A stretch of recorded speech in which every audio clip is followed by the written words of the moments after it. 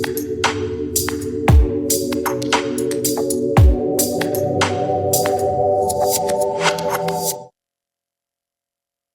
dites donc que la capacité de travail dans de larges domaines temporels et modaux est vraiment l'étalon or.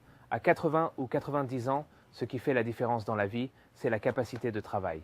Et cette capacité de travail dans des domaines temporels et modaux étendus est tout simplement la forme physique. C'est vrai. C'est pourquoi il n'y a probablement rien n'est plus important pour la qualité de vie ou la santé que le maintien de la capacité de travail dans des domaines temporels et modaux étendus tout au long C'est de vrai, la vie. parce que, encore une fois, on se demande ce qu'est la qualité de vie. C'est la capacité à faire ce que la vie exige. Les gens prennent donc cela, et je pense, font une série d'hypothèses erronées, à savoir, prenons Miko Salo, où nous savons que Miko Salo est une femme.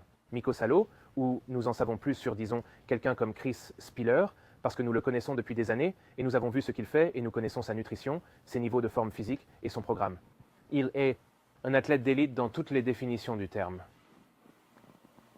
Lorsque vous dites que la capacité de travail est plus importante, disons, que les triglycérides ou la tension artérielle ou autre chose, les gens disent, eh bien, est-ce que nous disons alors que Chris Spiller va vivre le plus longtemps et qu'il aura cela?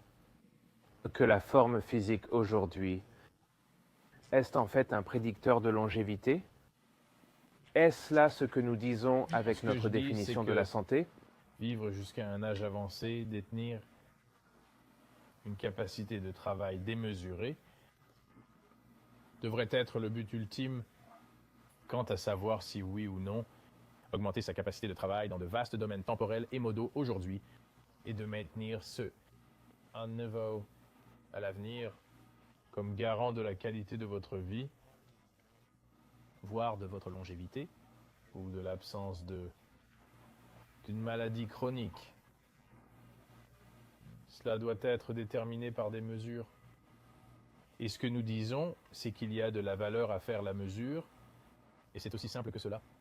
Vous ne pouvez pas réfuter, vous ne pouvez ni émettre l'hypothèse, ni la réfuter en l'absence de cette mesure. Maintenant, il peut s'avérer qu'il est possible que une capacité de travail comme celle de Miko ne soit pas de bon augure pour sa longévité. Je veux dire que je parierais de l'argent que ce n'est pas vrai, mais nous ne le saurons pas tant que nous ne l'aurons pas étudié jusqu'à ce qu'on l'examine. Et en fin de compte, tout ce qui me touche, et il y a deux aspects à cela. Je veux vivre longtemps et je veux maintenir une capacité de travail élevée. Et je ne me contenterai pas de vivre jusqu'à 150 ans, mais d'être entièrement dépendant des autres pendant 75 ans. Et je ne veux pas vivre jusqu'à seulement 60 ans, mais conserver la capacité de Greg Amundsen jusqu'à 60 ans. Cela n'en vaudrait pas la peine non plus. Mais pour ce qui est d'examiner ces compromis ou de comprendre les mécanismes opérationnels qui, régissant ou contrôlent la qualité de notre vie, que l'on soit dans un état pathologique ou non, malade chronique ou non, et la longévité, il faudrait les mesurer. Et ce que nous faisons, c'est que nous travaillons avec des paramètres qui sont facilement mesurables. La capacité de travail est assez facile à mesurer. Et vous pouvez le faire tout le temps et tout au long de vos années, et vous avez quelque chose. Ce qu'il est important de reconnaître, c'est que le CrossFit propose une définition de la condition physique et une définition de la santé. Et c'est indépendant du CrossFit, du programme, de la capacité du programme d'entraînement à générer cette santé et cette forme. Je veux dire, Je veux que beaucoup de gens mesurent cela. Et je pense que ce que nous trouverions, c'est mon hypothèse, et ce n'est pas une conjecture parce que je vous donne un test pour cela, comment nous le faisons. Mon hypothèse est que le mode de vie CrossFit, viande et légumes, noix et graines, quelques fruits, peu d'amidon, pas de sucre, mouvements fonctionnels de haute intensité constamment variés, apprendre et pratiquer de nouveaux sports, etc. Et que cela fera plus. Pour prolonger la vie et la qualité de vie, ce qui signifie quoi? Encore une fois, maintenir sa capacité de travail dans de vastes domaines temporels et moraux, être capable de faire toutes les choses que l'on a toujours faites et de les faire bien. Je pense que nous allons découvrir que nous sommes sur la bonne voie pour cela.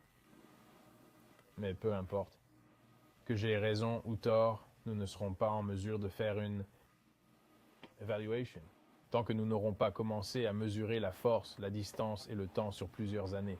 C'est vrai, et de la courte à la longue durée, conformément à nos définitions. Ces éléments sont mesurables. Je ne dis pas que nous les mesurons, nous le faisons dans une certaine mesure, mais ce n'est pas ce qu'il faut faire, mais c'est une mesure importante, et il faut la faire. Soit pour étayer la méthodologie CrossFit, soit pour la réfuter, soit pour l'améliorer, que nous n'avons rien tant que nous ne prenons pas ces mesures. Rien. Corrigez-moi si je me trompe, vous avez vu des améliorations spectaculaires dans chaque population pendant une période relativement courte. Par exemple, vous avez pris un enfant, un adulte d'âge moyen, une personne âgée et bien d'autres, et vous avez constaté des améliorations spectaculaires sur tous les marqueurs qui vous intéressent. Maintenant, il est un peu exagéré de conclure que nous pouvons donc améliorer indéfiniment la situation parce que nous l'avons fait. J'ai des clients de 15, 20, 25 ans, mais pas assez pour convaincre qui que ce soit de quoi que ce soit, probablement. Peut-être même pas moi-même. Mais je dois vous dire que je suis extrêmement confiant quant à la direction que nous prenons et à ce qui se passe ici. Ou un Il y a méta-client. presque une méta-analyse ou un méta-client que l'on obtient en ayant travaillé avec des enfants, avec des personnes âgées, avec des personnes atteintes de maladies chroniques et aiguës graves, de patients transplantés, de séropositifs et de malades du sida. Et nous avons vu à peu près tous les types de clients que vous pouvez imaginer. Et finalement, en tant que clinicien, l'image devient assez claire. Nous avons vu à peu près tous les types de clients que vous pouvez imaginer. Et finalement, une image devient assez claire en tant que clinicien que nous faisons quelque chose ici qui fait une différence profonde à tout âge. Et supposer qu'une capacité de travail élevée présage quelque chose de mauvais ou de négatif pour l'avenir, je n'y crois pas du tout. Mais nous ne le saurons pas tant que nous n'aurons pas mesuré, tant que ce travail n'aura pas été fait. Et ce n'est pas nous qui allons le faire, je vais laisser les autres le faire. Parce que nous sommes dans le business de qu'est-ce qu'on mange et quelle séance d'entraînement dois-je faire le matin. C'est là que réside le CrossFit. Maintenant, ce qui se passerait, parce que, vous savez, je ne crois pas nécessairement à ces arguments, mais ils reviennent souvent dans ces discussions. Vous savez, si vous avez un style de vie de 30 ans, une vie de 30 ans, avec ce type d'entraînement, où vous êtes bon, vous êtes bon, vous êtes bon, vous êtes bon, et puis tout d'un coup, il y a une falaise. Vous savez, le monde est plat, vous tombez du bord quand vous y arrivez.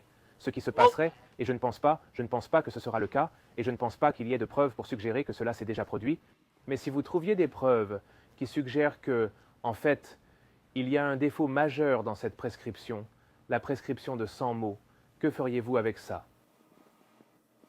Si le problème était que le CrossFit ne prolonge pas la longévité, la durée de vie, je ne sais pas ce que je ferais. Mais si vous pouviez montrer qu'une capacité de travail élevée à un jeune âge vous prédispose à une capacité réduite pour le même. Plus tard, par rapport à l'absence de pratique, je recommanderais une diminution de l'intensité.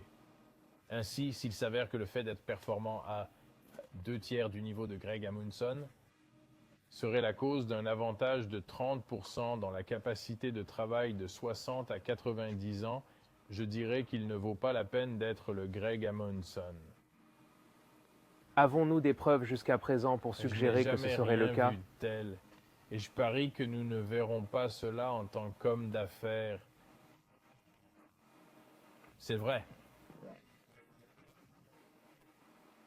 Quand quelqu'un dit « testez-moi, mesurez-le », vous le faites avec une bonne dose de confiance que le résultat va corroborer vos soupçons. Je pense que la plupart des gens s'engagent dans une expérience scientifique avec un certain espoir ou une certaine idée du résultat. Je pense que c'est à peu près la nature humaine et je suis assez confiant. Mais je ne serais pas contre l'idée qu'on me montre que j'ai tort parce que si nous pouvions démontrer que la réduction de la capacité de travail à un jeune âge vous prédisposait à une capacité de travail avantageuse en tant que personne âgée, ce serait une découverte monumentale, quelque chose d'extrêmement important. Oui, c'est vrai. Je ne pense pas que cela arrivera, mais je ne m'en soucie pas trop non plus. Pourquoi ? Pourquoi tu t'en fiches ?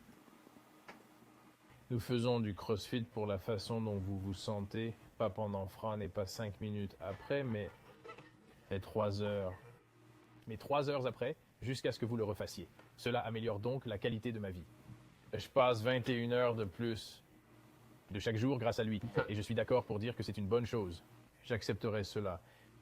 À une espérance de vie, l'espérance de vie.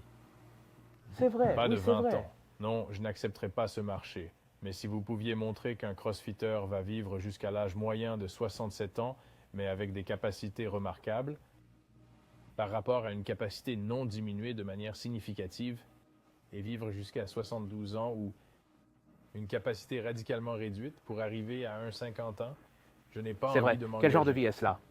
Je pense que la plupart des gens qui font de l'exercice, qui vont à la salle de sport tous les jours, le font en grande partie pour des raisons psychologiques. Le cerveau n'est qu'un autre organe. Et il réagit extrêmement bien, comme tous les autres systèmes organiques connus, aux exercices intenses.